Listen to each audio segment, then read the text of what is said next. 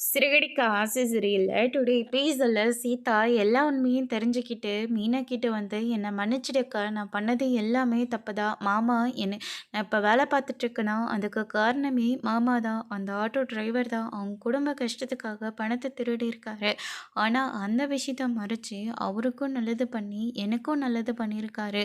எல்லாமே மாமா மாமா பண்ணதான். ஆனா, மாமாவ புரிஞ்சுக்காம, உன்னையும் தப்பா பேசி, அவங்களையும் நான் தப்பா புரிஞ்சுக்கிட்டேன். தயவு செஞ்சு என்னை மன்னிச்சிடுக்கா அப்படின்னு சொல்லிட்டு சீதா இருந்துட்டு மீனா கிட்ட வந்து மன்னிப்பு கேட்குறாங்க. சந்தோஷம் தாங்கிக்க முடியாமல் நம்ம மீனா இருந்துட்டு முத்துக்கு ஃபோன் பண்ணுறாங்க. மாமா எல்லா தப்பும் என் மேலே தான். நீங்கள் என்னை மன்னிச்சிடுங்க மாமா. இப்போ நான் வேலை பார்த்துட்ருக்கேனா அதுக்கு காரணமே நீங்கள் மட்டும்தான். உங்களை நான் புரிஞ்சுக்காம தப்பு பண்ணிட்டேனே, என்னை மன்னிச்சிடுங்க அப்படின்னு சொல்லிட்டு சீதா வந்து முத்துக்கிட்ட வந்து மன்னிப்பு கேட்குறாங்க. எதுக்காக சீதா என்கிட்ட போய் மன்னிப்பு கேட்குற? இங்கே பாரு, நீயும் உங்கள் அக்காவும் எப்போவுமே சந்தோஷமாக இருக்கணும். நீங்கள் 2 பேரும் ஒத்துமையாக இருக்கணும். அதுவே எனக்கு போதும். உங்களுடைய சந்தோஷத்துக்காகவும் நம்ம குடும்பத்துக்காகவும் நான் என்ன வேணால் செய்வேன் அப்படின்னு சொல்லிட்டு நம்ம முத்து வந்து சொல்லிடுறாங்க. சரி சரி, ரொம்ப நாள் கழித்து 2 பேரும் ஒன்றா பேசிக்க போகிறீங்க. நடுவில் நந்தி மாதிரி நான் எதுக்கு? அதனால் நீங்கள் சந்தோஷமாக இருங்க அப்படின்னு சொல்லிட்டு ஃபோனை வந்து கட் பண்ணி விட்டுறாங்க. அக்கா, இனிமேல் எதுக்காகவும் யாருக்காகவும் நான் உன் கூட பேசாமலாம் இருக்க மாட்டேன். என்னை மன்னிச்சிடுக்கா அப்படின்னு சொல்லிட்டு சீதா வந்து மன்னிப்பை கேட்குறாங்க. அதுக்கடுத்து தான் சந்திரா இருந்துட்டு எனக்கு இது போதும், எனக்கு எந்த ஒரு நல்லதும் எனக்கு வேண்டாம். நீங்கள் 3 பேரும் ஒத்துமையாக இருந்தால் அதுவே எனக்கு போதும். உங்கள் அப்பாவோட ஆசையும் அதுதான். குடும்பம் ஒத்துமையாக இருக்கணும் தான். நீங்கள் இருக்கிறது 2 பேர், அதுக்கே நீங்கள் 2 பேரும் ஆளுக்கு ஒரு மூலையில் இருந்தால் எனக்கு ரொம்ப கஷ்டமாக இருக்குது அப்படின்ற மாதிரி வந்து சொல்லிடுறாங்க. இனிமேல் என்ன நடந்தாலையும் சரிங்கம்மா, நான் இனிமேல் அக்கா கூடயும் மாமா கூடயும் சண்டையே நான் போட மாட்டேன் அப்படின்னு சொல்லிட்டு சீதா வந்து சொல்லிடுறாங்க. சந்தோஷம் தாங்கிக்க முடியாமல் எல்லாரும் அவ்வளோ சந்தோஷமாக இருக்காங்க. அதுக்கடுத்து தான் சத்யா இருந்துட்டு, இப்போ நீங்கள் எல்லாரும் ஒன்றா சேர்ந்துட்டீங்க, என்னை மட்டும் தனியாக விட்டுட்டீங்கல்ல அப்படின்ற மாதிரி வந்து சொல்கிறாங்க. டேய் வாடா அப்படின்னு சொல்லிட்டு மீனா சத்யாவை கூப்பிட்டு அரவணைச்சிக்கிறாங்க. அதுக்கு அடுத்து தான் வந்து பார்த்திங்கன்னா நம்ம மனோஜோட ஷோரூமுக்கு ஒரு பாப்பாட்டி வராரு. என்ன இது கூட, என்ன எதுக்காக இங்கே வந்தீங்க அப்படின்னு சொல்லிட்டு கேட்கவும், என் பையன் இன்ஜினியரிங் முடிச்சிட்டான், அவன் நாளையிலேருந்து வேலைக்கு போக போகிறான். அதனால் தினமும் அயர்ன் பண்ண சட்டையை தான் அவன் போட்டுட்டு போகணும். அதுக்காக அந்த பொட்டியை வாங்கிட்டு போகலான்னு வந்திருக்கேன். அயர்ன் பாக்ஸ் வேணுமா? காசு வச்சுருக்கீங்களா? காசு இல்லாமல் கடைக்குள்ளே வருவாங்களா அப்படின்ற மாதிரி வந்து சொல்லிடுறாங்க. சரி, இந்த பேகை வெளியே வச்சுட்டு நீங்கள் உள்ளே போங்க அப்படின்ற மாதிரி சொல்கிறாங்க. ஆனால் அவர் எடுத்துகிட்டு வந்ததில் பாம்பு இருக்குது. அது தெரியாமல் அங்கேயே வச்சுட்டு போன வேற சொல்லிடுறாங்க. அவர் உள்ளே போய் பொருளை பார்த்துட்டு இருக்காங்க. ரோகிணி வராங்க. ரோகிணி இருந்துட்டு கீழே பார்க்காம அந்த பொருளை வந்து எட்டி உதச்சிடுறாங்க. அதனால் அதில் இருக்கிற பாம்பு வெளியே வந்துடுது.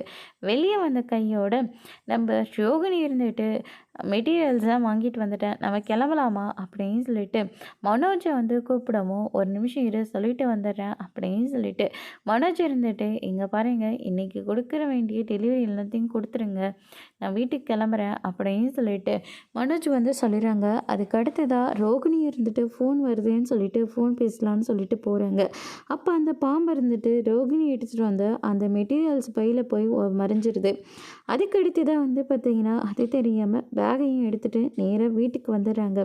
இந்த பக்கம் வந்து பார்த்திங்கன்னா நம்ம விஜயா இருந்துட்டு ஃபோனில் வந்து பாம்பை பற்றியே பேசிக்கிட்டு இருக்காங்க. பாம்பு இப்படி, பாம்பு அப்படி, பாம்பு காது கேட்கும், அப்படி இப்படின்னு சொல்லிட்டு பாம்பை பற்றி மட்டும்தான் பேசிகிட்டு இருக்காங்க. ஆமாம், 2 பேரும் இவ்வளோ சீக்கிரமாக வந்துட்டிங்களே, அதுக்குள்ளவா ஷோரூமாக காலி பண்ணிட்டீங்க அப்படின்னு சொல்லிட்டு கேட்கவும், இல்லைம்மா, கொஞ்சம் வெளியில் மீட்டிங் வரைக்கும் போக வேண்டியதாக இருக்குது, டீலர் எல்லாம் பார்க்க வேண்டியதாக இருந்துச்சு, அப்படியே போய் பார்த்துட்டு சரி கடைக்கு போனால் லேட் ஆகிடுமேன்னு சொல்லிட்டு தான் திரும்ப வீட்டுக்கே வந்துட்டோம், பசங்களாம் பார்த்துப்பாங்க அப்படின்ற மாதிரி சொல்லிடுறாங்க. எத்தனை பசங்க பார்த்துக்கிட்டாலையும் ஓனர் இருந்தால் தான் அந்த கடைக்கு மரியாதை. உடனே நீ இவ்வளோ வேணால் அங்கே விட்டுட்டு வர வேண்டியது தானே அப்படின்ற மாதிரி சொல்கிறாங்க. நாளைக்கு எனக்கு ஃபங்க்ஷனுக்கான டெக்கரேஷன்லாம் இருக்குது, நான் அதெல்லாம் பார்க்கணும், அதுக்கான மெட்டீரியல்ஸ் தான் நான் வாங்கிட்டு வந்திருக்கேன், வேணா பார்த்துக்கோங்க அப்படின்னு சொல்லிட்டு பையன் நீட்டி நம்ம ஜிஜ்ஜு கிட்ட கொடுக்கும். எடுத்துகிட்டு போ அப்படிங்கிற மாதிரி வந்து சொல்கிறாங்க. உங்கள் அம்மா அவ்வளோ பேச்சு பேசுகிறாங்க, எதுவுமே பேசாமல் அமைதியாக வர, அவங்க பேசுகிறாங்கன்னா பேசினா பேசிட்டு போடுன்னு விட்டுரு, கூட கூட அவங்க கூட பேசினேன்னா இன்னும் கோவம் உங்களுக்கு அதிகமாக தான் வரும், அதனால தான் நான் சொல்கிறேன் அப்படின்ற மாதிரி மனோஜ் வந்து சொல்லிடுறாங்க. சரி நான் போய் ஃப்ரெஷ்ஷாக போயிட்டு வரேன்னு சொல்லிட்டு அங்கேருந்து போயிடுறாங்க. ரோகிணிக்கும் ஃபோன் வருதுன்னு சொல்லிட்டு அவங்களும் பால்கனிக்கு போயிடுறாங்க. அப்போ அந்த நேரம் பார்த்து பாம்பு பேகிலேருந்து வெளியே வந்துடுது. வெளியே வந்த கையோட விஜயா இருந்துட்டு மீனா பால் கொண்டு வா அப்படின்ற மாதிரி சொல்கிறாங்க. எப்போவுமே டீ காஃபி தானே சாப்பிடுவேன், இன்றைக்கி என்ன பால் கேட்குற, ஒரு நாளைக்கு ஒரு தடவையாவது பாலை வந்து குடிக்கணுமா, அப்போ தான் உடம்புல இருக்கிற நரம்பெல்லாம் கொஞ்சம் சத்தாக இருக்குன்னு யூடியூப்பில் பார்த்தேன் அப்படின்ற மாதிரி வந்து சொல்லிடுறாங்க. வீட்டில் யார் என்ன நல்லது சொன்னாலும் கேட்குறதில்ல, ஆனால் ஃபோனில் ஒரு விஷயம் வந்தால் அப்படியே கேட்குறீங்களே அப்படின்னு சொல்லிட்டு அண்ணாமலை வந்து சொல்லிட்டு இருக்காங்க. அதுக்கடுத்து தான் முத்து வந்துடுறாங்க. என்னப்பா அம்மா பாம்பை பற்றி மட்டும்தான் பேசிகிட்டு இருக்காங்க அப்படின்னு சொல்லிட்டு முத்து வந்து கேட்கவும், அதுக்கு அடுத்ததாக விஜயா இருந்துட்டு உனக்கு என்னடா போச்சு அப்படின்னு சொல்லிட்டு முத்து வந்து சொல்லிடுறாங்க. அதுக்கடுத்து தான் வந்து பார்த்தீங்கன்னா, நீங்கள் 2 பேருமே சீக்கிரமாக வந்துட்டீங்களா அப்படின்னு சொல்லிட்டு கேட்கவும், ஆமாம்மா அப்படின்னு சொல்லிட்டு 2 பேரும் பதிலை வந்து சொல்கிறாங்க. டே என்னால் மறுபடியும் 2 பேரும் சண்டை போட்டுக்காதீங்கடா, நான் ஏதோ சும்மா விளையாட்டுக்காக சொல்கிறேன் அப்படின்னு சொல்லிட்டு நம்ம முத்து வந்து அவங்க ஸ்ருதிரவையும் சமாதானம் பண்ணுறதுக்கே சரியாக போயிடுது. அதுக்கு தான் விஜயா பால் கேட்குறாங்க. அத்தை கொஞ்சம் சூடாக இருக்குது, அப்புறமா குடிச்சிக்கோங்க அப்படின்னு சொல்லிட்டு டேபிள் மேலே வச்சுட்டு போயிடுறாங்க. மனோஜும் ஃபோன் பேசிக்கிட்டு வெளியே தான் நின்றுட்டுருக்காங்க. அப்போ அந்த பாம்பு வந்து பாலோட வாசனை கண்ட உடனே டம்ளரில் இருந்த பாலை வந்து ஃபுல்லாக குடிச்சது. என்னத்தை சூடான பாலவே நீங்கள் குடிச்சிட்டிங்களா அப்படின்னு சொல்லிட்டு கேட்கவும், நான் இன்னும் பாலே குடிக்கவே இல்லையே, அப்போ எப்படி டம்ளர் மட்டும் காலியாக இருக்குது, அது இங்கே ஒருத்தன் இருக்கான்ல இவன் தான் குடிச்சிருப்பான் அப்படின்னு சொல்லிட்டு முத்தே இருந்துட்டு மனோஜ் சொல்லவும், நான் குடிச்சதை நீ பார்த்தியா, நான் குடிக்கவே இல்லை அப்படின்ற மாதிரி சொல்கிறாங்க. ஒருவேளை இவ தான் நான் பால் கேட்குறேன்னு சொல்லிட்டு வேணும்ன்ட்டு வெறும் டம்ளரை வச்சுட்டு போயிருப்பா, அவள் பால் வச்சதை நானும் தான் பார்த்தேன், தேவையில்லாம மீனா மேலே எல்லா பழியும் தூக்கி போடாத அப்படின்னு சொல்லிட்டு அண்ணாமலை வந்து விஜயா கிட்ட வந்து சொல்லிடுறாங்க.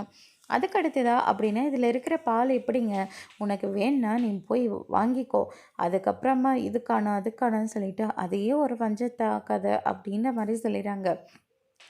அதுக்கு அடுத்ததாக வந்து பார்த்திங்கன்னா, ஷோரூமில் பாம்பு வந்துருச்சு அப்படின்னு சொல்லிட்டு அவங்க கடையில் வேலை செய்கிறவங்க ஃபோன் பண்ணுறாங்க. ஒரு பாம்பாட்டி வந்தார்ல, அவர் எடுத்துகிட்டு வந்த பாக்ஸில் பாம்பு இருந்திருக்கு, அது தெரியாமல் ரோகிணி மேடம் தான் அதை காலில் தட்டியிருக்காங்க அப்படின்ற மாதிரி சொல்லிடுறாங்க. அப்படின்னா ரோகிணி பண்ண வேலை தானே இது அப்படின்ற மாதிரி சொல்லிடுறாங்க. அவங்க ஃபோன் நம்பரையும் கொடுத்துட்டு போயிருக்காங்க, கடையிலையும் மகுடி ஊதிக்கிட்டே இருக்காங்க, ஆனால் அந்த பாம்பை வெளியே வந்த மாதிரி எனக்கு தெரியல அப்படின்ற மாதிரி வந்து சொல்லிடுறாங்க. சரி நீ ஷோரூமை க்ளோஸ் பண்ணிவிட்டு போ, எதுவாக இருந்தாலும் நான் நாளைக்கு வந்து பார்த்துக்கிறேன் அப்படின்னு சொல்லிட்டு மனோஜ் வந்து சொல்லிடுறாங்க. அதுக்கடுத்து தான் வந்து பார்த்திங்கன்னா எல்லாம் இவளால் தான், உனக்கு ஒரு கெட்டதுன்னா அது இவளால் மட்டும்தான் நடக்குது, கூட இருக்கிற வரைக்கும் உனக்கு எந்த நல்லதுமே நடக்காது அப்படின்னு சொல்லிட்டு நம்ம விஜய் இருந்துட்டு ரோகிணியை பிடிச்சி திட்டிகிட்டு இருக்காங்க. அதுக்கடுத்து தான் வந்து பார்த்திங்கன்னா நைட்டு வந்து நம்ம விஜய் வந்து தண்ணி குடிக்கலான்னு சொல்லிட்டு வராங்க.